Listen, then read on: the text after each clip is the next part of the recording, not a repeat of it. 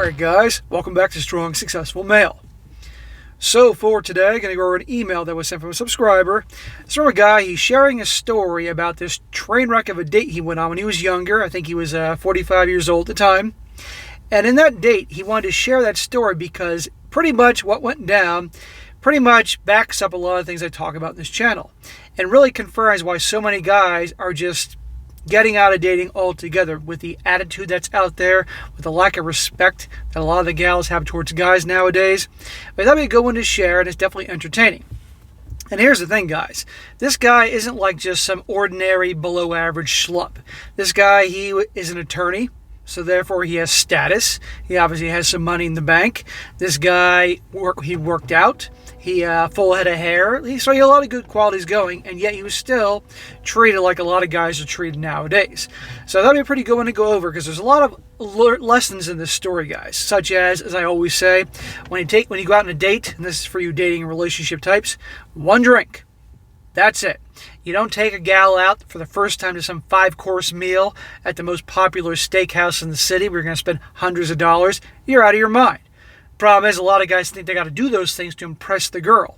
No, one drink, because it could be a train wreck of a date, and at least you have a very low investment on that date. Another thing is, guys, is that you simply this reconfirms the arrogant attitude that's out there nowadays, and how guys can be treated just like complete pieces of meat, pieces of garbage actually, and how you have to understand that. And what I talk about all the time is quite accurate. Also, this is another perfect example why so many guys are just done with dating. They're walking away. And it makes perfect sense when, especially for guys that are not just guys are just below average, don't have much going on. Guys actually have things going for them. They're a very good status job, money, they take care of themselves, they dress well, and yet they're still jerked around, taken advantage of. There's a lot of examples in this story, guys. But at the end, this guy has a nice last laugh about a particular subject that tends to happen with a lot of these gals as they get older, especially the ones that have a big attitude. So that'll be a pretty entertaining one. And by the way, guys, if you notice my voice is a little off, I got this crazy sore throat, so I'm doing my best here, so just bear with me. Show must go on. So it starts off, he says, Hi, SSM. This tale offers insight and lessons on female behavior, male disposability, and lessons learned. I am probably in the coveted 20%, but as one will see, this does not guarantee smooth sailing. Nothing is bulletproof. No. Top 20%? No. You can be in the top 5%, and still guys in the top 5%, 3%, 2% will get jerked around sometime by some gal who thinks she's a 9 or a 10. That's the attitude that's out there. I was a 45-year-old practicing attorney with a muscular build and a full head of hair. Though I'm only pushing 5'9", I estimate that I'm barely on the cusp of when the hockey stick curve shoots upward. I get more than my fair share of women, but I'm certainly not a Giga Chad. I met Brenda through a dating app, and she looked great and was still under 30. Okay, under 30. Therefore, 20's her prime. And what's the attitude with a lot of gals in their prime? Not too good. I finally hit the gold mine. She was an attractive career woman. Doubtless, I made it past her filters by being a successful attorney with a well-written profile. We chatted for a bit and agreed to meet up one day. Prior to that, a few red flags were noticed. Well, this is in the past, obviously, but I would say to any guy out there, if you are meeting gals through dating apps and you see some red flags, save yourself a whole lot of frustration and aggravation and don't go on a date with her. Okay, don't waste your time, don't waste your money. Even if you're going to meet up for one drink and that cost, that investment on that date isn't much, your time's valuable. Don't waste your time. But he learns. Says here, where the red flags, blah, blah, blah. She complained not being able to find a guy and was mourning that her ex-husband had left her. Ex-husband, she's under 30, late 20s, and she already has an ex-husband. That is a giant red flag. That already she's been married and couldn't get that to work. She had a tech degree from a top university and even more elite MBA from a top 15 program, one I failed to get into. The sky was the limit for a female in a male-dominated field with a glossy MBA. We sat for drinks at a trendy cocktail bar with big sofas. I chose this venue specifically to sit next to each other and be in a position to share physical contact. Location and ergonomics are essential, but there were some drawbacks, or so I learned. The lounge was lively and crowded. The music was also too loud. I should have avoided distractions, especially with women with attention deficit syndrome. Yeah, guys, for you dating and relationship types, if you're meeting a gal for the first time, you want to do it in a place that's actually quiet and you can actually talk. All right, going to some very loud, noisy bar or club where you have to practically shout to hear each other, just not going to go well. So yeah, I get it. He took her to some trendy, popular, fun place. But if you're trying to get to know her or screen her, if you will, it's not going to work if you can't hear her talk. Just a little, it's common sense, but a lot of people don't think about these things. We sat for drinks at a trendy bar, blah, blah, blah. We got along relatively well. Well, so you thought. Brenda came off as socially awkward, perhaps as a high-functioning autist. She spent many seconds looking deeply into my eyes, either in awe or evaluating me. The closeness and touching gave me the green light to kiss her, which she participated in fully. However, I did notice that she kept looking past me during kissing, over my shoulder, almost as if I was a sting operation, and this was the cue to send in the SWAT team. The awkward conversation and making out continued until she got up to use the bathroom. I instinctively sensed that something was wrong. Trust your gut. Okay, so let's review. It's a loud, noisy place. It's hard to talk, but nevertheless, she's obviously into you enough, or so it seems, that she's making out with you. But you can sense something off with her. And then suddenly she has to go to the bathroom, and you saw she's looking around the room like something was up. After a few minutes, panic set in. I considered the worst and considered sending her a text. I was tired of waiting and would be heading home, beating her to the punch. But I played it safe and asked her if anything was wrong and where she was. Minutes later, she told me that she had met some friends and decided to spend the rest of the evening with them. Well, that's rude. You're there on a date and just she blows you off to hang out with some friends at that bar. Obviously, that's who she was looking at. Just like that. Boom. And I might add, she was making out with this dude, so you want to talk about why this guy was obviously confused and puzzled. No explanation or apology for her behavior was given. I've been abandoned in the middle of a date for the first time. This was the worst capital punishment in dating. For this, there was no recourse or remedy. Utterly humiliated, I had no option but to drive home in defeat. Bro, it could happen to the best of us. It's not cool, it's rude, disrespectful, all that. But it could happen to the best of us, right? And again, it goes to show you, she didn't give a shit. Now, again, I'm still curious why she was making out with you. Who the hell knows? Maybe, I don't know. But regardless, just like that. Boom, goodbye. No explanation, nothing. No, I'm sorry. Just like that. This goes to show you guys why one drink. That's it. Imagine if this guy took her for some 5-course meal and spent hundreds of dollars on her, and then she did that. He'd be in the hole for a bunch of money. Or imagine if she strung him along. He went on multiple dates with her, spending lots and lots of money, and then she ditched him.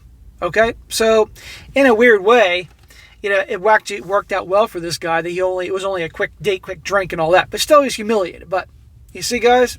Shit like this. Now, does this mean that it could have been worse? Sure. Or there are guys out there that do things that are rude to gals? Sure. But, believe me, the greater percentage of average gals doing this to good guys is way more than the small percent of the Chad and Tyrone's doing this to the gals out there. Anyway, it says, I presume she just changed her mind because the sky was blue. She got distracted and had no regard for others' feelings, decorum, or regard for others. Her cold, odd behavior was telltale signs of a high-functioning psycho. I wouldn't go that far, bro, of a psycho. I would just say she just was a typical gal of these days. She didn't give a shit. If she's in her late 20s, she's above average looks, she can get dudes. She doesn't give a shit because she knows that she has plenty of options right now. But if she was older, then it would be a different ballgame. It wouldn't be as easy. But that's what a lot of gals do. And the problem is, I say all the time, guys, where does this attitude come from? Generally from all the attention and building up of the egos from guys. Where? Social media and dating apps. This is why I tell you guys on social media, stop following these girls, these good-looking girls that could care less about you. Stop liking their pictures. Stop commenting how hot they are. Stop DMing them for attention. It's only building up the egos. You're just a fan.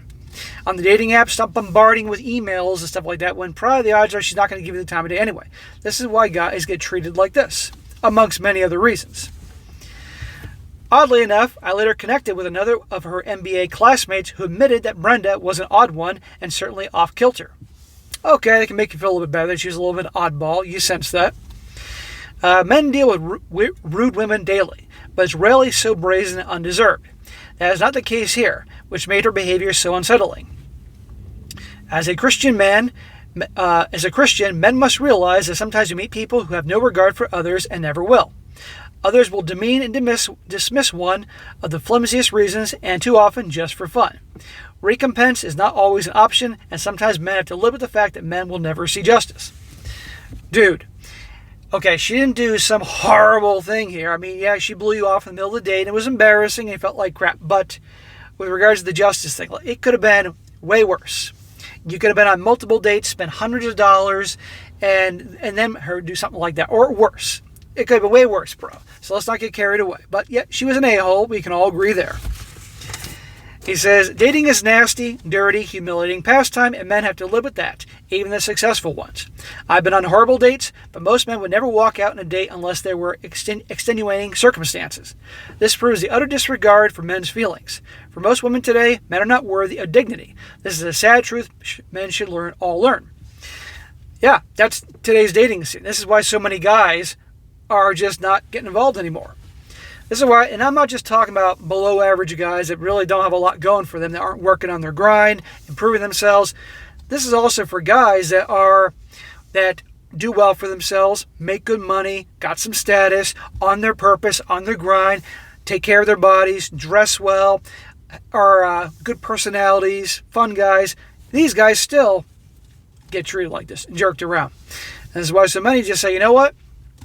I honestly don't need another chick in my life for me to feel complete or anything like that. And if I got the urges, well, I can go hire somebody.